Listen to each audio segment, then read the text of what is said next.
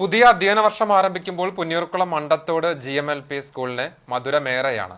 ഇത്രയും നാൾ വാടക കെട്ടിടത്തിൽ പ്രവർത്തിച്ചിരുന്ന സ്കൂൾ ഇനി മുതൽ പുതിയ കെട്ടിടത്തിൽ പ്രവർത്തിക്കും. പിണറായി സർക്കാരിന്റെ 5ാം വാർഷികാഘോഷ ഉപഹാരമായി പുതുതായി നിർമ്മിച്ച മണ്ടത്തോട് GMLP സ്കൂൾ നാടിന് സമർപ്പിച്ചു. സ്കൂൾ കെട്ടിടത്തിന്റെ ഉദ്ഘാടനം തദ്ദേശ സ്വയംഭരണ പാർലമെന്ററി കാര്യ എക്സൈസ് വകുപ്പ് മന്ത്രി MB രാജേഷ് നിർവഹിച്ചു. NK അക്ബർ MLA അധ്യക്ഷനായി. ചടങ്ങിൽ സ്ഥലം സംഭാവന നൽകിയ പുതിയടത്ത് സോമനെയും ഇത്രയും നാൾ സ്കൂളിനായി കെട്ടിടം വിട്ടുതന്ന അണ്ടത്തോട് മഹല്ല് കമ്മിറ്റിയെയും സ്ഥലമെടുപ്പിനായി സഹകരിച്ച ആവീസ് കമ്മിറ്റിയെയും മന്ത്രി ആദരിച്ചു. Executive engineer PJ Smitha report അവതരണം നടത്തി.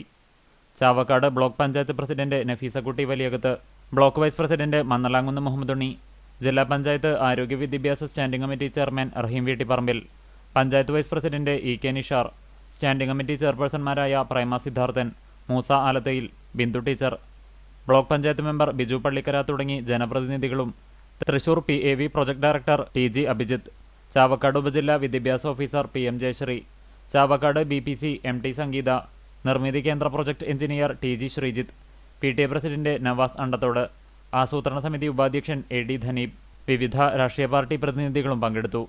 പുന്നയൂർക്കുളം ഗ്രാമപഞ്ചായത്ത് പ്രസിഡന്റ് ജാസ്മിൻ ഷഹീർ സ്വാഗതവും സ്കൂൾ പ്രധാനാധ്യാപിക PA റസിയ നന്ദിയും പറഞ്ഞു.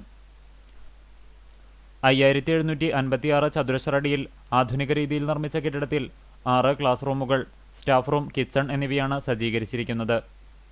ഈ സ്കൂൾ യാഥാർത്ഥ്യമായത് MLA, പഞ്ചായത്ത്, നാട്ടുകാർ, കേരള സർക്കാർ എല്ലാവരും ഒന്നിച്ചപ്പോഴാണ്. ഇന്ത്യയിൽ കേരളത്തിലല്ലാതെ ഇതുപോലൊരു സ്കൂൾ നമുക്ക് കാണാൻ സാധിക്കുമോ എന്നത് സംശയമാണെന്ന് മന്ത്രി ഉദ്ഘാടന പ്രസംഗത്തിൽ പറഞ്ഞു. പുതിയടത്ത് സോമൻ എന്ന വ്യക്തി നൽകിയ 20 സെന്റ് സ്ഥലവും പഞ്ചായത്ത് വാങ്ങിയ 32 സെന്റ് സ്ഥലവും കൂടി 52 സെന്റ് സ്ഥലമാണ് സ്കൂളിനായി ലഭിച്ചത്.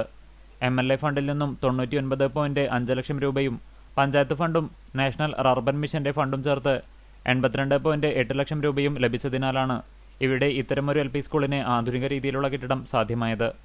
3 കോടി രൂപയുടെ കെട്ടിടവും ചുറ്റുമതിലും 10 ലക്ഷം രൂപയുടെ വർണ്ണക്കൂടാരവും 8 ലക്ഷം രൂപയുടെ സ്മാർട്ട് ക്ലാസ് റൂമും ഇനിയും നിർമ്മിക്കാനിരിക്കുന്നുമുണ്ട്.